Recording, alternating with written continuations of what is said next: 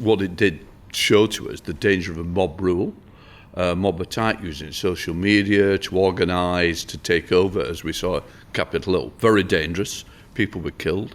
There is great worries. Of course there's great worries.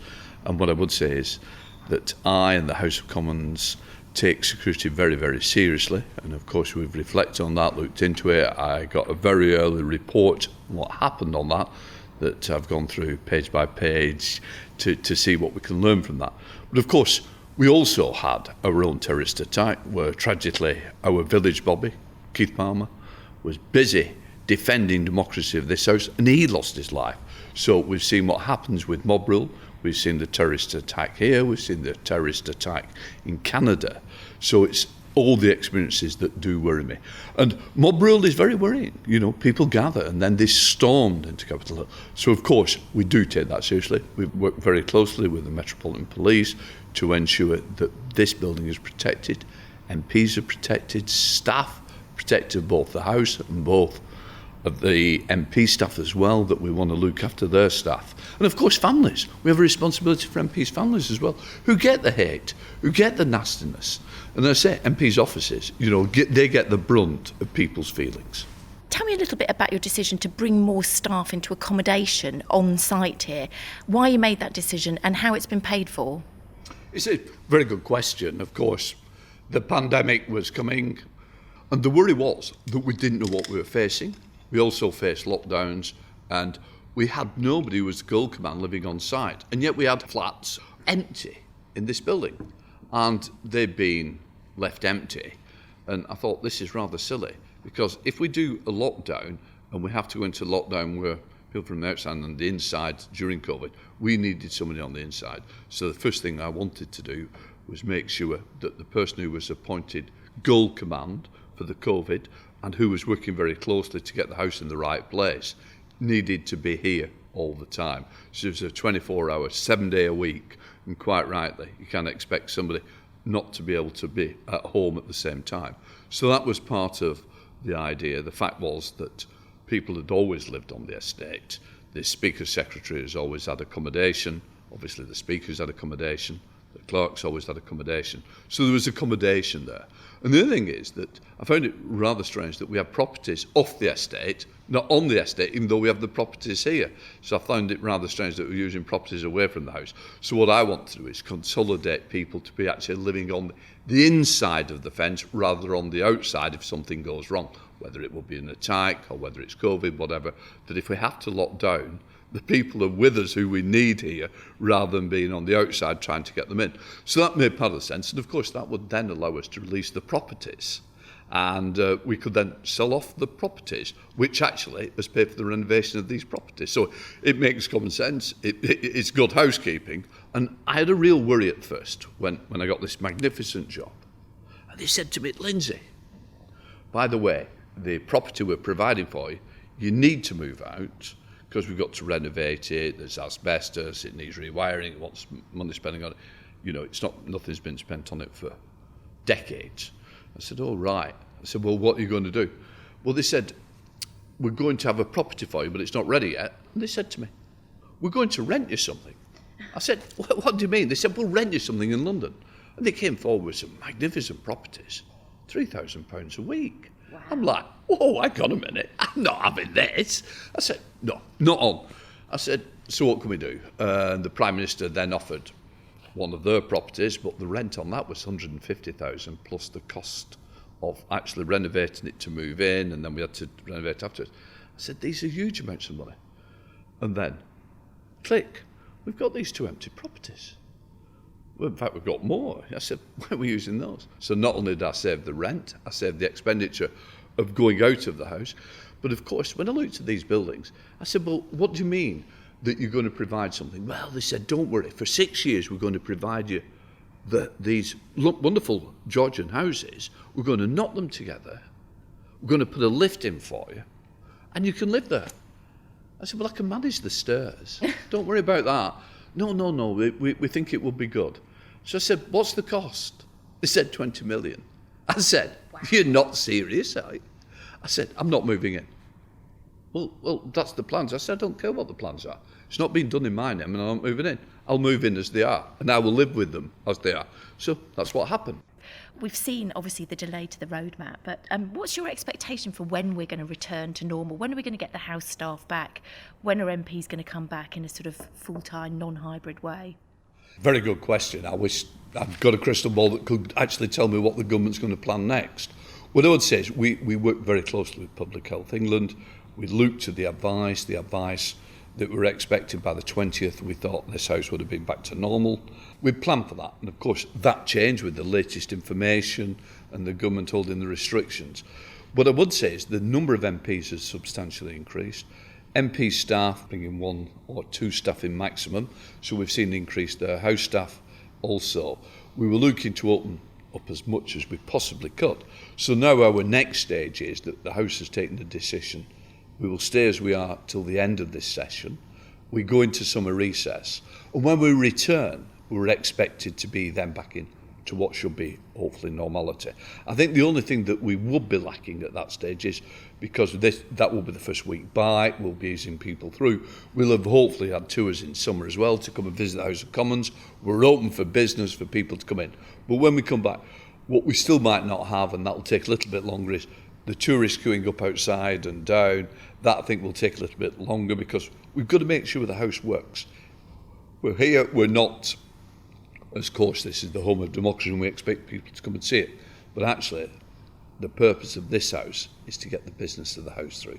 That's always been my priority all the way through COVID. The government must bring its legislation forward and the opposition must scrutinise that.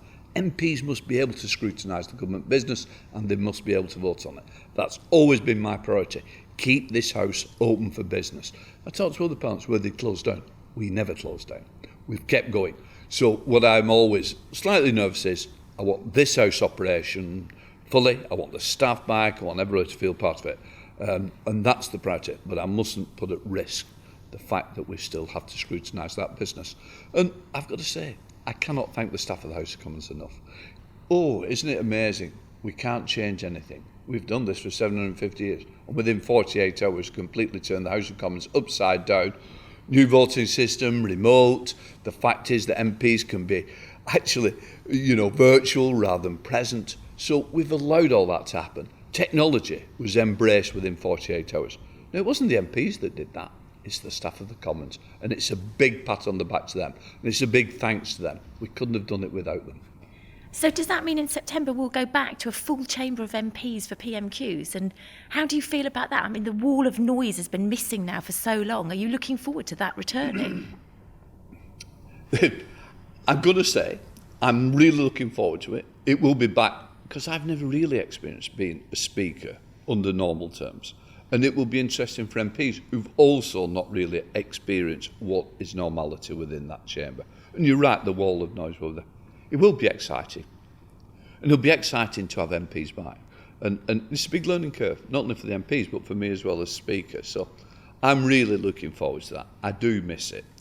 I like the electric within the chamber. I like the excitement of the chamber. I like what it throws up. Spontaneity is what we're really, really missing. You recently took the Prime Minister to task for announcing the delay to the roadmap in a press conference rather than coming to Parliament to do so first of all. The government's own ministerial code says when Parliament is in session, the most important announcements of government policy should be made in the first instance in Parliament. The Prime Minister polices the ministerial code.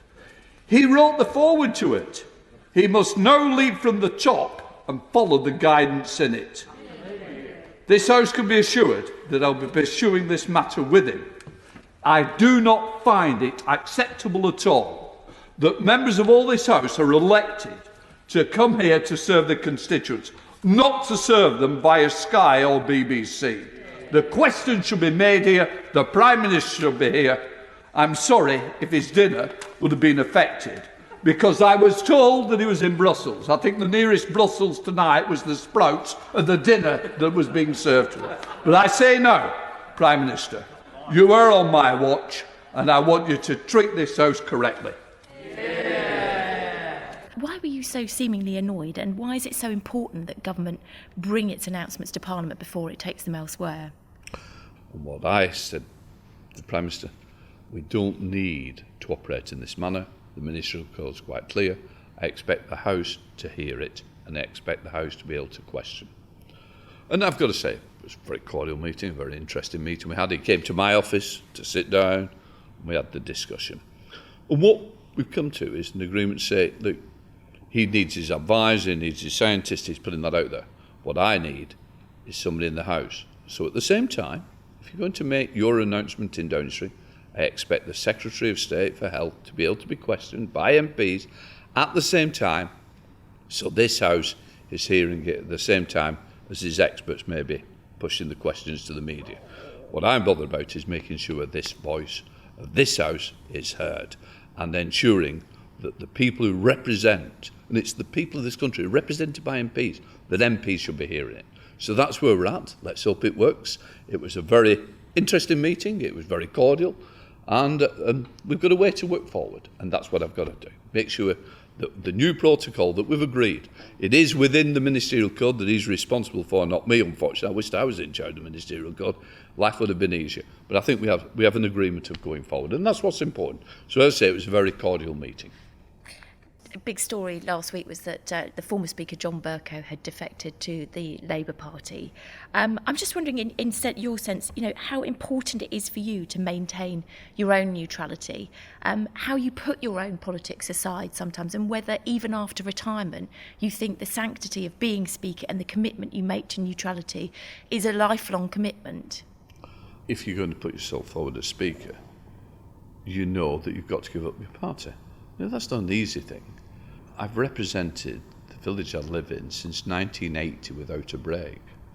That is a long commitment of serving the people of Chorley. As I say, I've been on Chorley Council since 1980, the MP in 1997. So I've been very tribal. I've always been out there for the Labour Party, been to different by-elections, I've been all over. But once you put yourself forward, and the taste of that was Deputy Speaker, to show that when you're in the chair, you've got to be neutral. I wasn't quite as neutral back in the constituency, because I still had to canvass, I still had to get re-elected. But the moment the House put their faith and trust in me, the deal is quite simple. I become independent. I left the Labour Party, which is always going to be a wrench. Sometimes it can be easier, sometimes than others. I accepted that. Nobody made me become Speaker. The rules are, it's about being independent, it's about being neutral, and that's what I will continue to do. And would that be even after retirement? I mean, can you ever foresee a time when you return to your tribe? We've seen former speakers, and they've kept within the rules. And I do speak with Baroness Boothroyd. She's quite simple. She sits on the cross benches. Michael Martin didn't rejoin the Labour Party. You're not handcuffed to that rule, and people make their own decisions. What I say is, I'm going to continue as Speaker. I will be independent. I was very clear at the beginning of my speakership. What I was standing for was independence, neutrality and fairness. And that's what I continue in that way and vein in the future years ahead. As long as the House have got confidence in me, of course. Do you ever feel conflicted, though? I mean, clearly you've just said there, you were very tribal. You've been a Labour MP for a long time, and, it's a wrench to leave that party. Did there ever come a time where you feel that there's a sort of natural sort of tension? Well, what I would say is that, as being an MP for Chorley, it's Chorley that matters to me. Of course, party politics matter, but Chorley, the people matter. It's my hometown. When people say, you're very passionate about the hospital, why? Well, that's the hospital I was born in. So it does matter. So people matter. And that's the thing, isn't it? Chorley hasn't been a natural Labour home, but people have always invested in me. Even in the dark times, when the Labour Party was on the back foot, they still re-elected a Labour MP, which nobody expected. 2010, nobody expected me to come back as the MP for Chorley. In fact, it was quite embarrassing that the Conservatives thought they won the seat. They had the champagne set up in the room, they got everything ready, and it dawned on them they still hadn't won. But I think that's the respect that people put in me, but that's the respect I have for Chorley. So actually, I played above the party politics by actually putting Chorley first. And that's what really has always mattered to me. Thinking about what's been happening in Parliament recently, what do you think the chances are that there might be a binding vote on the aid spending cuts in the coming months? And also, given your role is to uphold parliamentary protocol and procedure, do you think it can ever be right for a government to renege on a commitment made in statute without a binding vote in Parliament? Unfortunately, it's the House that makes the rules, not me. I made it very clear what my views were, that I do believe that it should come to the floor House, and I think MPs should be allowed a decision on that. But MPs has also got to realise that they make the rules, that they, have that power within them to actually begin to look at what they want to do as well. Now, we would argue that Parliament's been bypassed because of the way that the House enables bills to go forward without votes. But also there's a challenge there for the House to re-look at its powers. And if they give me the power, I will use the power. I haven't got the power, but I'm very clear on what needs to happen. And the chances of it coming, do you think? Can you see it looming in the future, given the passion that the MPs have shown on this issue? The trouble is, different sides dig in very deep. It's a very emotive and a very important issue. It's about whether one can actually be big enough to say, we've got to get this right. How do we work together? How do we go forward? And I think that's important. It's about politicians talking to each other. It's about respect and tolerance of each other, which is so important. And sometimes the government's also got to respect there is a view of MPs that they need to be talking to and working through with a solution. And it's about solutions. We should be finding a solution to the problem. And it's not about, I look weak if I give in. It's not about weakness. It's about doing the right thing. And hopefully what I would say is the government will listen to the MPs, and I'm sure there could be a compromise struck sometime ahead. You alluded before to the fact that quite often people in your position, by tradition, end up in the House of Lords after they've served their office. Are you open to doing that? I know some people have very strong feelings about the House of Lords, and what do you think about the prospects for House of Lords reform? What I'd say is I've got a great job here. I'm looking to keep this job. I'm not intending to move anywhere just yet.